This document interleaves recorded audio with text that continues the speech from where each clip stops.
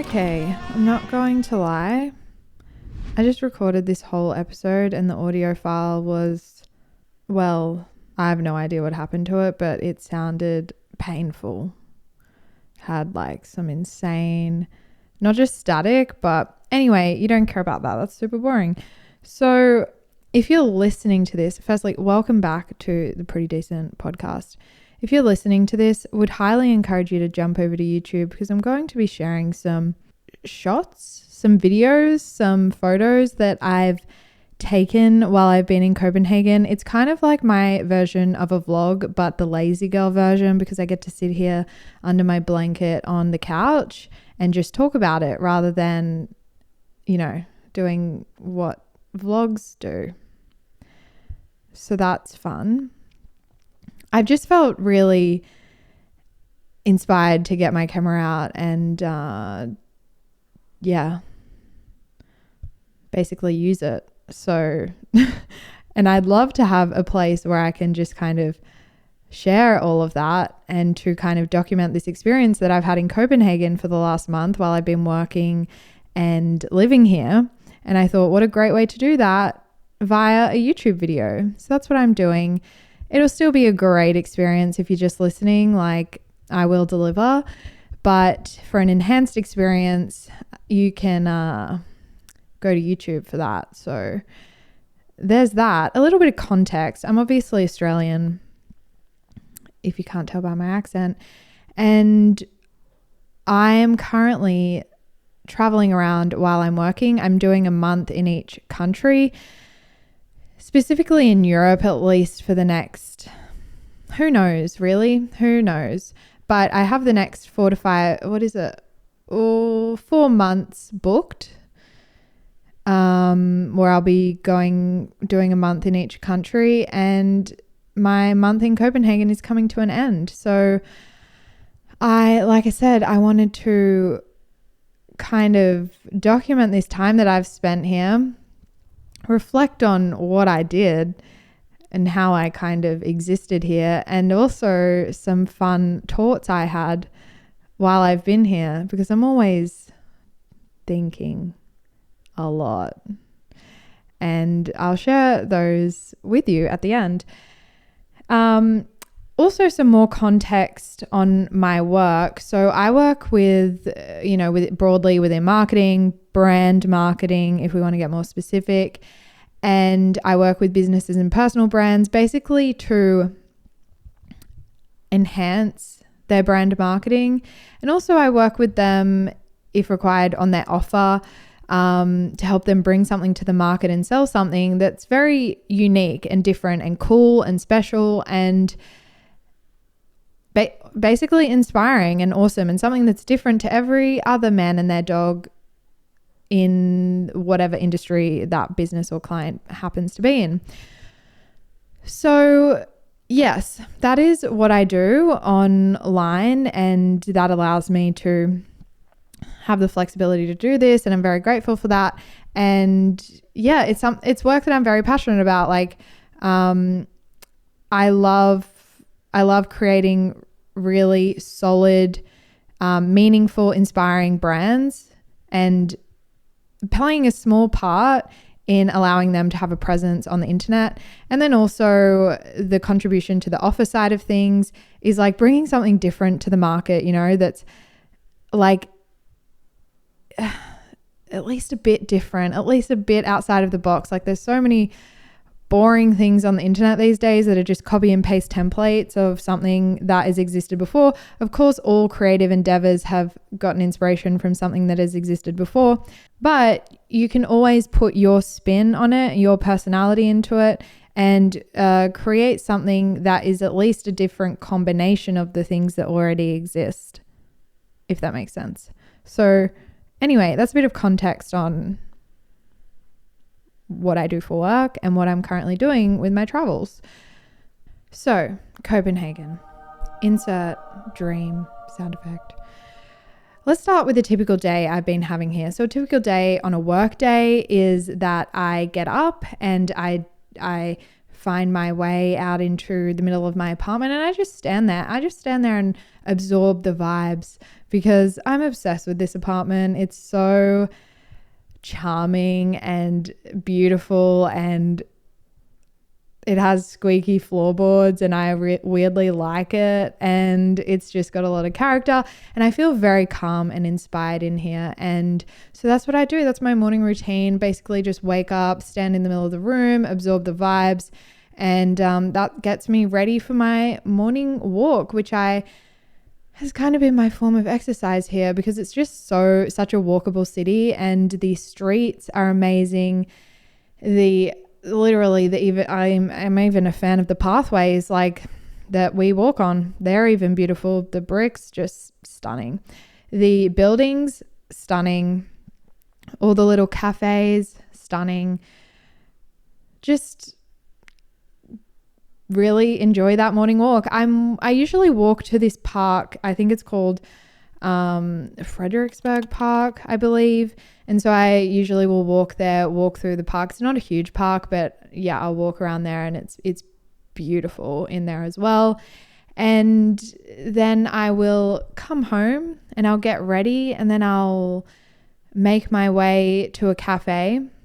So the key to finding, like, when I get to a place, usually I will, within the first week, I'll try a bunch of different cafes. And as soon as you find a cafe that you go there and there's like 10 other people there with laptops, you're like, this is my home, because you can grab a coffee and a roll, which is what I usually do with strawberry jam. And you can basically sit there for I don't know, 4 to 5 hours, and they're totally fine with it. So that's usually what I do for most places that I go. I like to do at least one work session throughout the day at a cafe. Otherwise I would go literally insane if I just stayed in my apartment all day. So yeah, I have a few cafes now that, like, after being here a month, that I've basically my go-to. I'll actually put a list of the ones that I really loved at least around the area that I was in case you ever come, and you need to work somewhere, or you just want to go for a coffee. There is a variety. Like, some I enjoyed for the coffee, some I enjoyed for the work vibes, and others, the people were just really friendly. And so I would go back there and just when I wanted like human interaction, because it was a lot of solitude was had here. So yeah, I'll typically do a work block at a cafe, and then I will walk home. I've been doing a bit of a daily grocery trip just because, well, I guess a few reasons. I just enjoy it, like as part of my routine, going to the grocery store. And then I also am just like walking everywhere, so I can't really do huge shops. And you wouldn't really want to get a car here unless, like, it just wouldn't be worth it for me. So yeah, I do a little visit, try something new every day, get a fresh bread roll. The amount of bread I've been eating is mildly concerning, but I'm also just like going for it, just going for it. And on that, so my go-to has been they do sourdough rolls here, basically literally everywhere you could get one of these sourdough rolls, and I get strawberry jam on it. They typically do butter and cheese, which isn't really my vibe because dairy is not my vibe. And so I'll get strawberry jam. The other thing I've been having is they have these little this one bakery in particular, actually, these little rye rolls, and they are done with dark chocolate in them, and they're very, very, very delicious. So I will treat myself to one of those as well.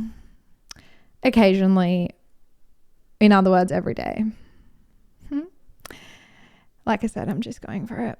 So that's that. That's so where are we? We're at the grocery store. After the grocery store, I will come home. There's one literally opposite me, just through a little park. So it's so close. And I walk home, and then we get to the favorite part of my day, which is the journey back up the stairs. And the thing about Copenhagen, which I've discovered, is most of the apartments are 5 stories high. And it's a blessing and a curse because you want to be on the top, right? Not all the time, but sometimes you want to be on the top. And the benefit about being on top is that you don't hear people above you. Like, you're on top, so you're in control. And yeah, it's great to be in control, and it's great. It's great. It's great. You don't, like, someone who's quite sensitive to noise, like, it's good for me to be on top. And but the curse is that, you know, you have to go up the flight of stairs, and I'm not a lazy person. I'm not, like, you know, I'm appropriately lazy, I would say. Like, when it's appropriate and beneficial to be lazy, like, I will be lazy, but like when it's not, like, I'm not. But these stairs, they're just particularly steep, and yeah, I'm always out of breath, super out of breath. When I get to the top, it's like, honestly, I've just sprinted like 5 kilometers or something, and it's quite concerning because I get concerned for my, like, I'm like, my fitness level is just, it has issues and we need to fix that. But at the same time, I'm also like, I feel like even the fittest person would be, you know, have a little bit of a, like a little bit of a puff. So anyway, that's part of my routine as well, the stair workout. And then we get here and I probably have a little snack in my beautiful kitchen, and then I'll sit down for another work block, maybe a couple of hours, and then I'll make dinner. As you can see, it's a very simple life here, and I'm thoroughly enjoying it. I'm enjoying it. It's like it's slowed me. The cold weather, it just kind of slows you down a bit, and you know, I'm not against that. I think that slowing down is very beneficial, especially after having, you know, 6 months in like the tropics and being out and about all the time and constantly going and doing all the things. It's been really nice to go insular, you know, and hibernate and go slow. So yes, like I said, spending a lot of time alone here, and that might freak a lot of people out. But for me, I get so much from being alone. I get a lot, like being able to be alone and sit with yourself, sit with the good thoughts and the bad thoughts, and, you know, get like challenged to handle your shit. It's probably one of the greatest gifts you could give yourself, truly, because like the better you get at that, being able to handle your mind, the more enjoyable life is, or the more like you can move through it without so much friction and resistance and tension, you know? Yeah. On the weekends, looks a little different. No, it doesn't. Not really. I will jump on the metro. I've been jumping on the metro, which is like, again, like everything else, so clean, so beautiful, so like organized and, you know, great. And I'll just like check out, I mean, in Australia, we call them suburbs, but I'll just like jump on and check out a different area. And I will say I got quite lucky with the area I ended up choosing, because now that I've kind of ventured out and checked out the other areas, I really love, I think if I came back, I would try and stay in the same area, because it's just, yeah, I really, really like it here. It's cool. So I will, yeah, I've been checking out the other areas, just like looking at the shops, and the shopping here is amazing. I haven't been doing much purchasing because, you know, the downside of moving around is like you have to have luggage, and I tried to be really minimal when I packed. Honestly, I really did try. I tried actually really hard, but somehow I got to the airport and my bag weighed 30 kilos.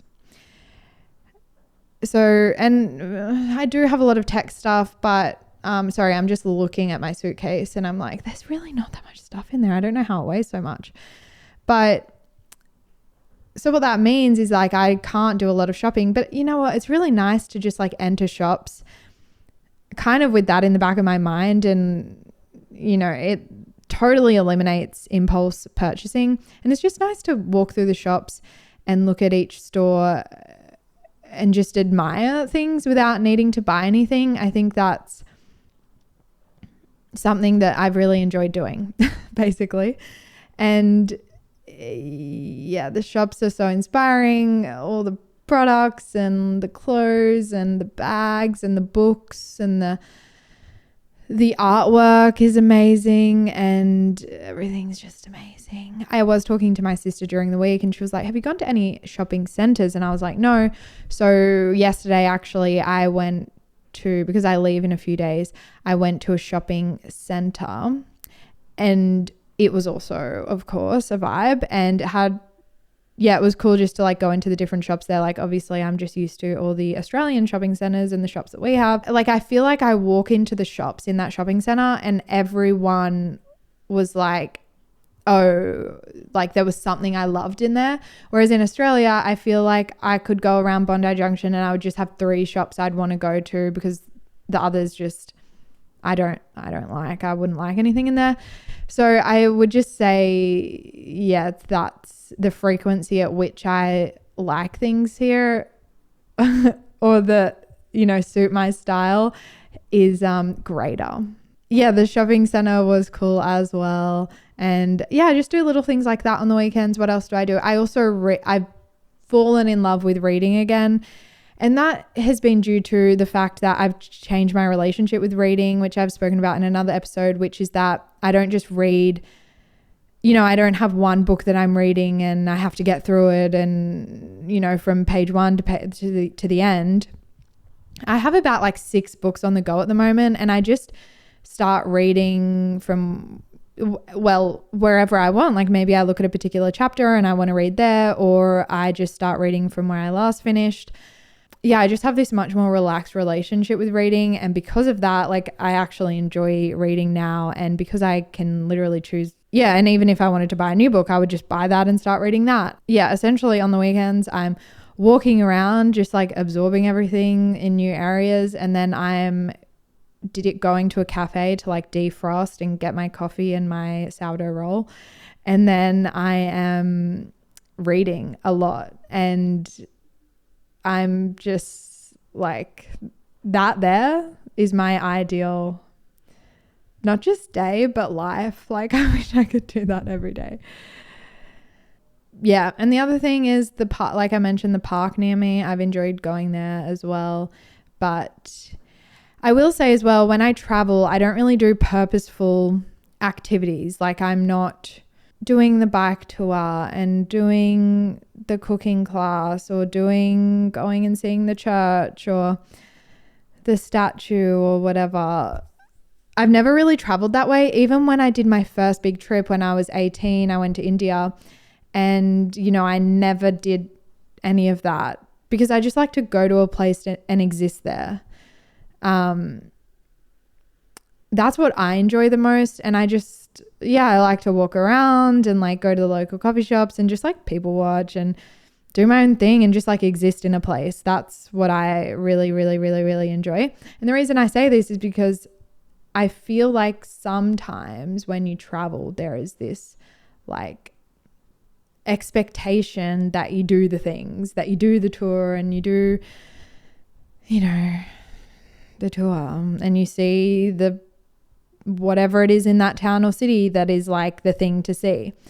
And the reason I say this is like, if you don't want to do that, then don't do that, you know? Spend that time doing something that you genuinely want to do, and don't just do something because you think you should do it or you have to do it or you should see that because you're, you know, like, I mean, if you don't want to see the Eiffel Tower, like, and you're in Paris, I mean, you'd probably have to shut your eyes the whole time because I feel like it's pretty there, but like you don't have to go see the Eiffel Tower, you know? Just depends who you are and what you want to do. So in summary, the themes of Copenhagen have been a lot of walking, beautiful, beautiful, beautiful streets, beautiful buildings, beautiful art, like little stores with just like clothes and jewelry and books and just like window shopping, people watching, cafes, reading. That has been the vibe of the month. I would highly, highly, highly recommend Copenhagen. And like, I don't know if I said this in this version or the previous version. I definitely want to come back here. And yeah, I definitely want to come back. I definitely want to come back in the summer as well, because I've heard from the Danes that it's just a totally different experience when you come here in the summer. So I'm very excited to come back in the summer. The people here are lovely, and I've actually spoken to a few Danish people about this, and because I said to them, I was like, I feel like you're quite shy, and they all agreed, and they were like 100%. Like, and a lot of these people that I started chatting to because they had been to Australia and they kind of had experienced Australians, and they were like, yeah, like when I went to Australia, everyone's so like lovely and inviting, and you know, you would make friends in an instant, whereas in Copenhagen, it's not so much like that. Like, people are quite reserved and shy. I would like, that's just how I have felt. But in saying that, still lovely, still very lovely, but just more reserved and shy. And, you know, if I made the effort, I probably could have like made more connections here, but I wasn't really in that zone. I was definitely in work zone and be by myself zone. So that equals not really hanging out with people zone. And I was totally fine with that. I do think if you're the type of person that loves to be around people and like is like that, you could totally make friends here and make it happen. But I just wasn't really in that zone.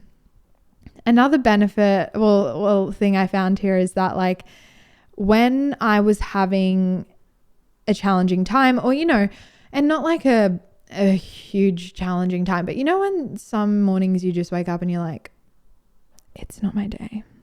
It's really just not my day today. And I feel that. But you know what? Like, it's all going to be okay. But you're not feeling great, and you're very aware of it. And usually in those situations, I would call my sister or my mom or a close friend, and I would kind of just not look for a solution, but more just like tell them how I was feeling. And that act of expressing that was usually very therapeutic.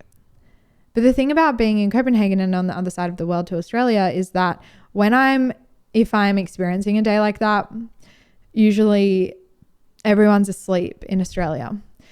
And so I don't really have that option to call anyone.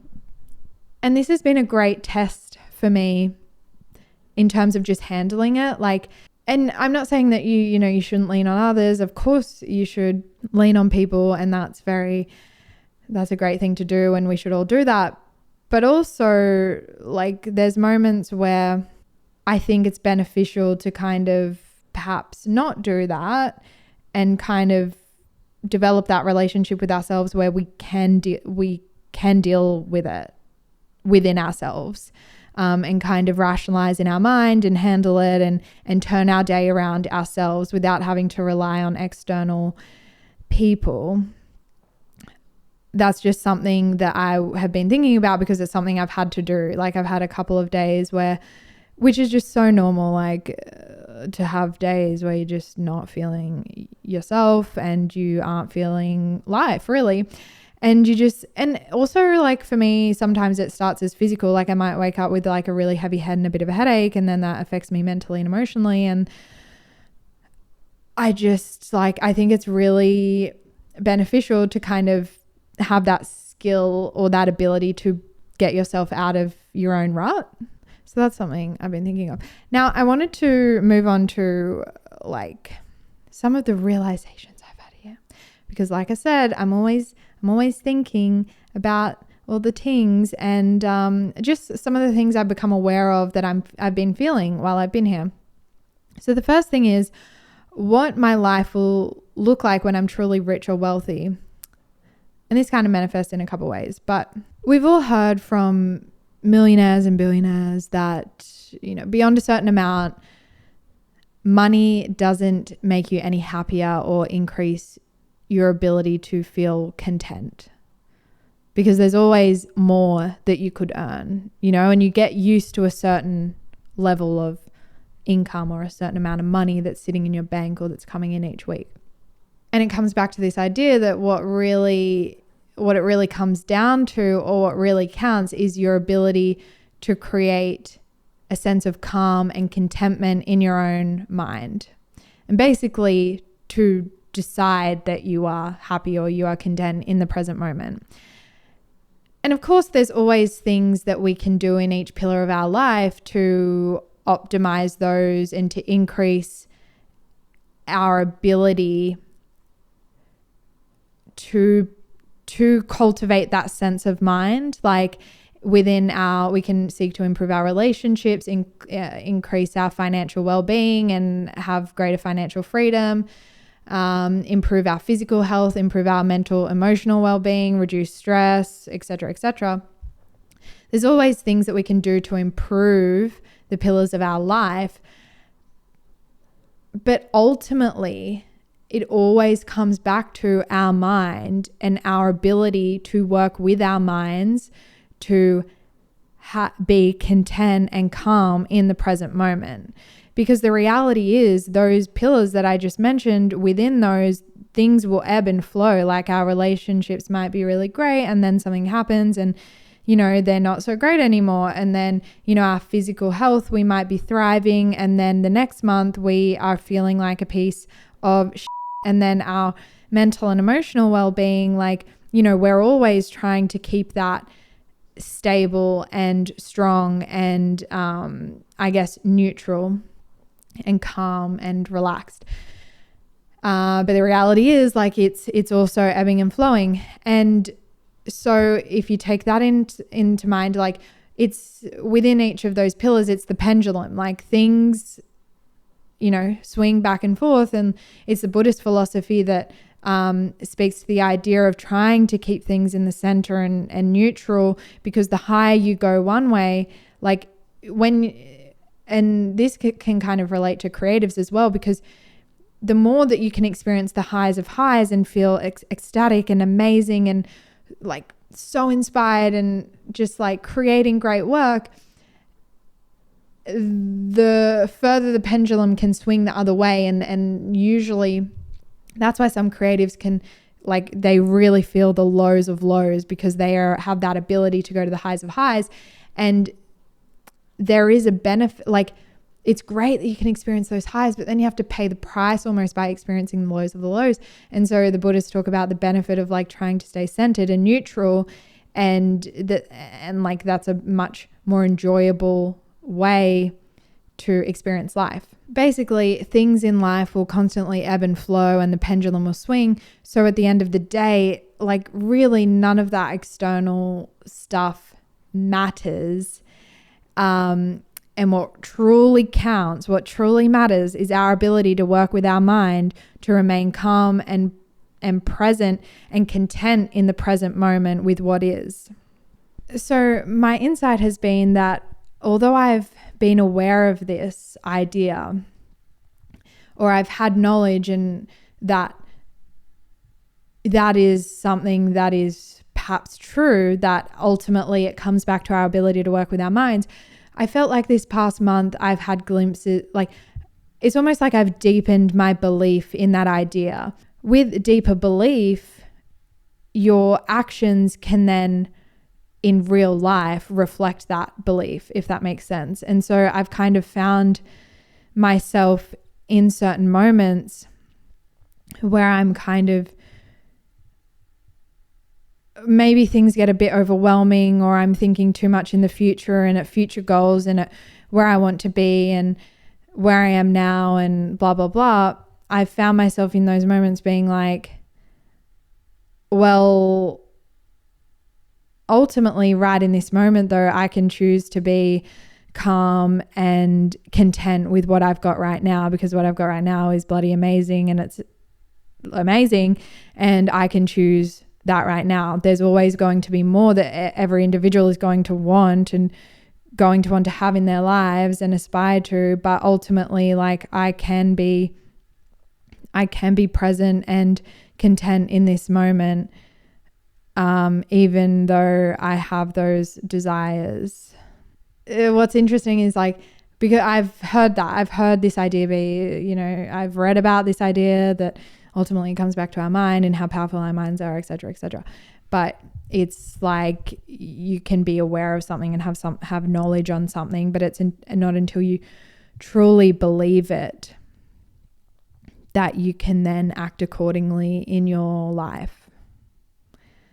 So yeah, and then that also just comes back to this idea of how important learning is, because the more you can expose yourself to different ideas and learning more about different things, the more it will distill that belief and whatever that belief is for you. It could be a positive belief. It could also be a negative belief. So, like, choose your beliefs carefully. The other thing, which is kind of related, I'm sure you've heard before as well, that, what does it mean to be truly wealthy or to be truly rich?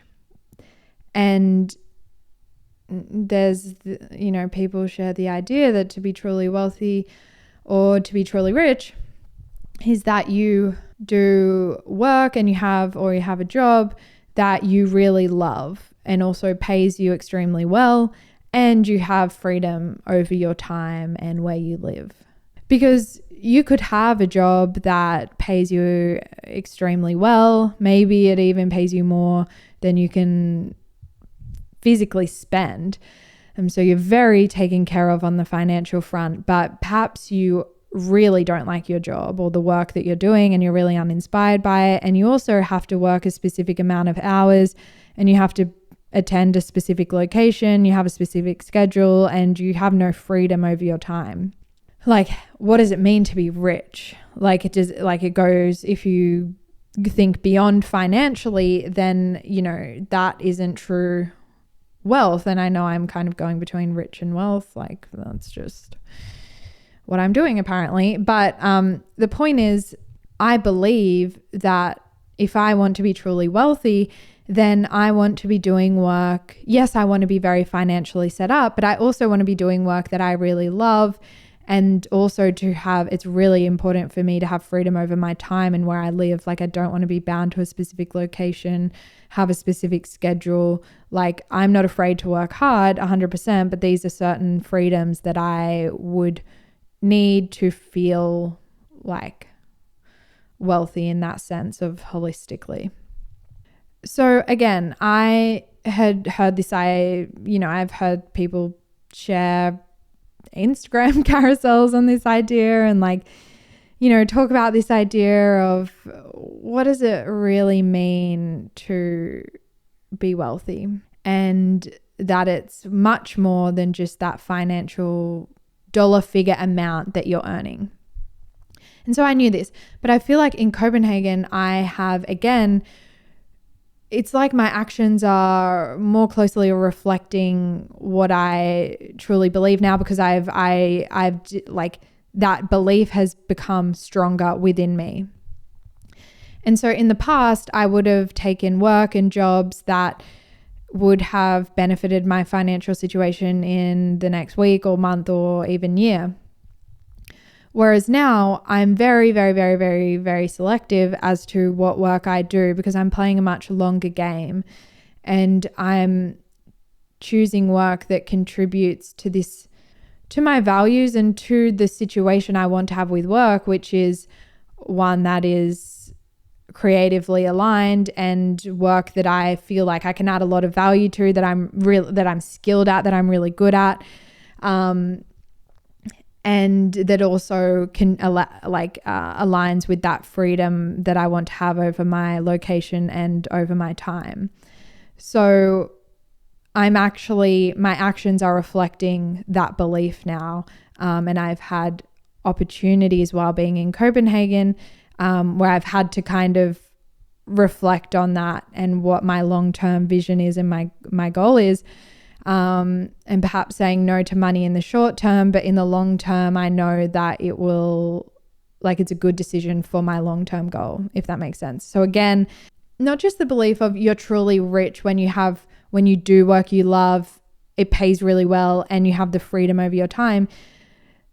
Like I believe that idea, but then on top of that, it's also like I believe in my ability to achieve that as well. That's actually really key to this, because my actions in real life wouldn't reflect this vision and goal without believing in myself to go do the thing, if that makes sense. So that is also key. The final kind of realization I had was around creativity, and I was already I created an episode around creativity before I even came to Copenhagen, but I guess because it's such a beautiful, inspiring place, I've really realized how important it is for me to have a creative outlet in my life, and also that it's a lot easier to tap into than perhaps I initially thought. Like, again, coming back to how broad creativity can be, like it's so different. The way I am creative is going to be so different from the way you are creative and the way the next person is creative. Like there's being an artist is so much more broad than the typical or traditional like painter or writer or whatever. And basically the realization has been how good it makes me feel when I am creative. And it can even come from the intention to be creative, which sounds like maybe a bit abstract, but I've gotten a lot from reading Rick Rubin's book, The Creative Act, and even just listening. Well, I've been combo of reading and listening to that book. And to be honest, I much enjoy reading it, but when I'm on a walk, sometimes I put it in because, like I said, it just inspires me, the way he approaches creativity. And yeah, just having that intention that like with the work that you're doing, you're creating, you're in the creative process, you're in the creative act. And that for me just brings it's a lot more inspiring when I do sit down to do my work. And yeah, basically I just realized that being creative is extremely important, and it brings me a lot of inspiration and motivation, and to try and wear that creative lens almost every day, like trying to, express yourself in whatever way that is for you every day. It feels really good, and I want to continue doing it, essentially. The second thing I've realized when it comes to creativity is showing up ruthlessly as yourself is very, very, very, very beneficial. And it allows for a lot more of an enjoyable experience, because if you're showing up as yourself, it's a lot less effort. Like if you're showing up and like trying to put on the hat of someone else or do something because you think you should do it that way or whatever it is, like it just doesn't make sense that would be totally enjoyable. Like it makes a lot more sense that it would be so much more enjoyable, and you would get into a much better flow state if you're showing up exactly as yourself. And I personally found this over and over again, whether it's in my writing or because even we can like mess with ourselves even when we're writing for our own personal work. Like it's almost like a skill that you need to hone to just write authentically as yourself rather than what you think the reader might want to hear or the reader might like, or you probably should say that there or you should do that, even though it's not, actually what you want to say. So I've found that is a skill I'm trying to hone with my writing, but also even if it's, on camera, like this sitting in front of a camera is not, and showing up ruthlessly as yourself is not the easiest thing to do because it's just weird. But it's like an awesome skill to be able to do because it just leads to better work. Like if I show up here and I'm really trying to just be who I am. And the closer I can get to being who I am as if I was talking to a mate at a cafe or on the phone or whatever, the more that the audience is going to enjoy it. Audience sounds weird, but the person watching is going to enjoy it. And that is just a cold, hard fact. And I will consume a lot of YouTube. I mean, when I say a lot, like, you know, not a gross amount, but like a decent amount. I've been a fan of YouTube for a while. And all the people I like that. And of course, like I have no idea what they're like in real life, IRL, but it seems that they're very just like, you can tell when someone is like awkward and they're basically awkward and it just doesn't connect. It doesn't come across. It's not as entertaining. It's not as like inviting or whatever. Basically, my point here is again and again, I'm reminded of just show up as yourself. Just be yourself as ruthlessly as possible. No exceptions. Don't say something because you think you should say it or because like some random person will like it if you say that, or someone from year 7 like might judge you for saying that. Just hashtag be yourself, you know.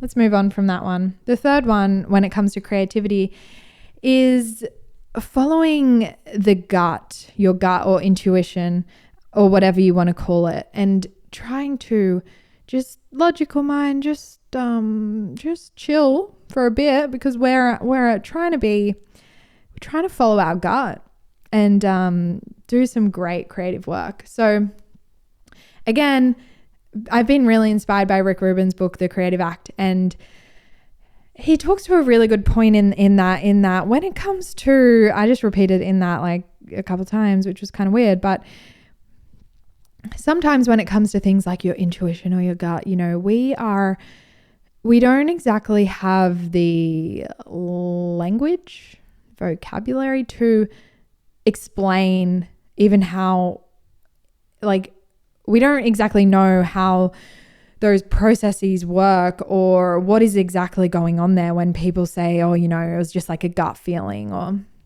whatever. We don't have like cold, hard facts around that. And he also talks to this idea of tapping into the source. And again, what is that? You can't really explain that, but it all comes down to the personal experience and the feeling that you get on a really, really basic level. Because, you know, he's worked with literal creative geniuses. And so this idea of them tapping into source and then creating this amazing piece of art, whether it's a song or whatever it is, in his case, a song, you know, let's bring it back to vanilla, plain Jane, practical example. Sometimes when I'm writing, again, I've kind of just mentioned this before, but when I'm writing, I notice like my mind gets in this flow, right? But then there's like there's these little barricades that pop up and they're like, no, say this instead. And usually what it's telling me to say, the logical mind, is like the alternative it's giving me is so vanilla and plain and boring and the safe route. And, you know, in the past I would always go with that option. And now I'm like, well, let's just go with this, give it a shot, see how it goes. If it's a bit, you know, out there, like that's cool, we can rein it in, but let's just see where it goes. And I'm very much at the start of this journey. It's only something I'm now becoming aware of, but so far I think it's led to better work. And we will see if that continues.